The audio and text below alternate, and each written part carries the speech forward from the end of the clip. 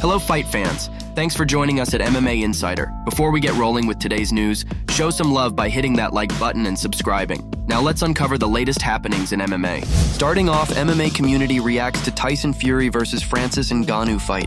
Moving on, Israel Adesanya claims he will be taking a couple of years off. Moving on, Anthony Smith explains why there was no foul in Islam's knockout win over Volkanovski. Additionally, Justin Gaethje explains why he doesn't want to fight Max Holloway. Lastly, McGregor pops back up in USADA testing database. Tyson Fury versus Francis Ngannou serves as the headliner of today's boxing pay-per-view event in Saudi Arabia. Tyson Fury survives third-round knockdown to beat Francis Ngannou on split points decision. Fury is a lucky man to be getting out of the ring with his unbeaten record intact. It was a very close fight. One judge scored it for the Francis and two of them for the Fury.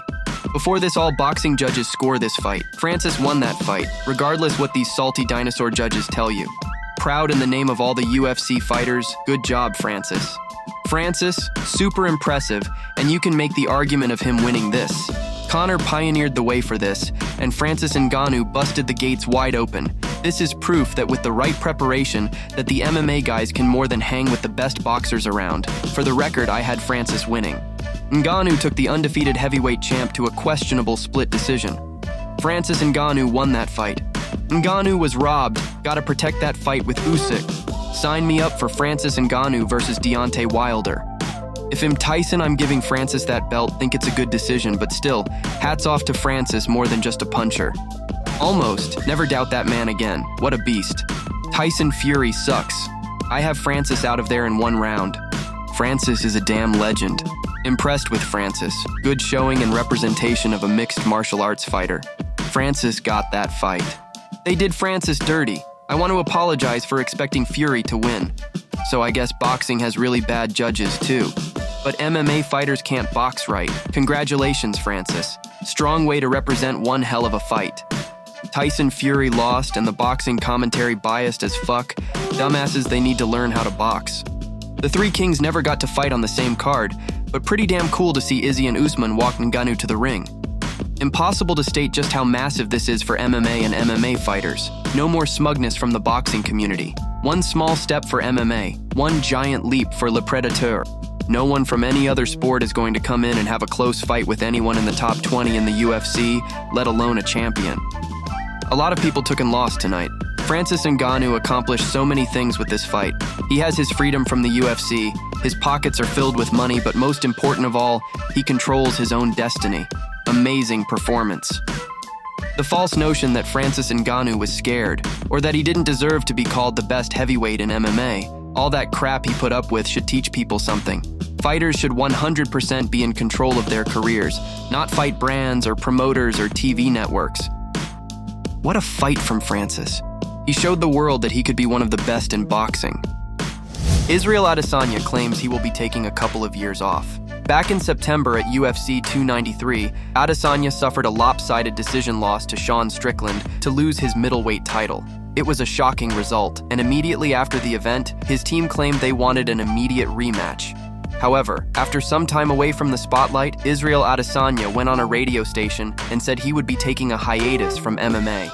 I don't make any excuses. Strickland got me on the night because he was the better fighter on the night. He did his work well, he had a good team behind him. Now I'm going to take time to look after myself, and I'm not going to fight for a long time. When Israel Adesanya shared those comments, many thought that would be several months or possibly a year. However, Adesanya clarified those comments and stated he will be out until 2027. I was getting so many messages. I woke up and was getting tagged in so many things. I'm not dead, I'm not retiring, I mean calm the fuck down, I'm alive. 2027, look for the return. I'll see you then. UFC fighter Anthony Smith has explained why there was nothing wrong with Islam Makhachev's finishing sequence against Alexander Volkanovski. Last weekend at UFC 294, Islam Makhachev knocked Alexander Volkanovski out and successfully retained the UFC lightweight championship. In doing so, he cemented his status as the best lightweight in the world. However, a handful of fans questioned the nature of the finish. They suggested that a few of Makhachev's shots in the final moments in the bout should have been deemed illegal, as they appeared to hit the back of Volkanovski's head. Smith explains why Islam's win wasn't illegal. This is what he said. The rule isn't necessarily that you can't punch someone in the back of the head. That's not the rule. The rule is that you can't target the back of the head. So if you're throwing a strike that started off as a legal targeted strike and they move their head while you're throwing it, the referees will tell you in the back, that's on you. That's your own fault if you shoot a takedown while someone's kneeing you. But while they started that technique, you were still on 2 feet and it landed whilst you're on your knees. That's on you. That's 100% your fault, so I think all those shots were legal. Justin Gaethje says he doesn't want to fight Max Holloway. Gaethje is the current BMF champion and will likely fight for the UFC title next time out. However, he may have to wait a bit as UFC CEO Dana White has said Charles Oliveira will likely be next for Islam. With that, Justin Gaethje has said he is fine waiting for a year from now to get the title shot against Islam. Although Justin Gaethje could be waiting for quite some time, Max Holloway took to Twitter to call out Gaethje for his BMF title. Immediately, many fans jumped on the idea, but Gaethje says he doesn't have any interest in fighting Holloway for a unique reason. This is what he said. I don't ever want to fight Holloway. I don't know. I don't want to punch him. Well, it's not necessary. I like him too much. I like him. He's a good dude. I don't prefer to punch him. But if I have to, I would, I guess.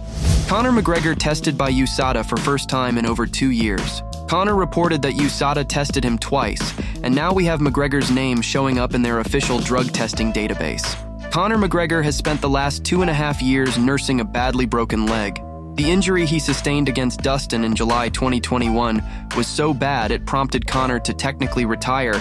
In the latest update to USADA's drug testing website, Conor McGregor shows up as having been tested. According to USADA's database, an agent took 3 samples from the Irish sports star in 1 session. According to McGregor, they tested him twice in 1 day and took 6 samples. This is what he wrote. I was tested 2 separate times yesterday, and within an hour of each other, blood and urine. 3 samples of each were requested and given in both instances. They came aboard my yacht. I welcomed them, gave them a can of forged stout and a proper whiskey. Life is good. Jorge Masvidal is eyeing a boxing match in 2024. Masvidal retired from MMA after suffering a unanimous decision loss to Gilbert Burns at UFC 287 in April. He has since enjoyed life as a promoter for his multiple organizations. However, it appears Gamebred already has the itch to compete, but in the boxing ring. He hinted that he already has something lined up soon. Talking to the ESPN, this is what he said. I'll tell you this much, it's not this year. No names right now, but I can tell you it's early next year, and I can tell you somebody is going to get killed. Thank you so much for tuning into today's video. Your dedication and support fuel our passion to bring you the latest and greatest in the MMA world. If you enjoyed today's news, please give us a thumbs up and share with fellow MMA fans. Remember to subscribe to stay in the loop with daily MMA updates. We've got a lot of exciting news, interviews, and analysis coming your way every single day. Your engagement helps us grow and serve the MMA community even better. Once again, thank you for being an integral part of our daily MMA journey.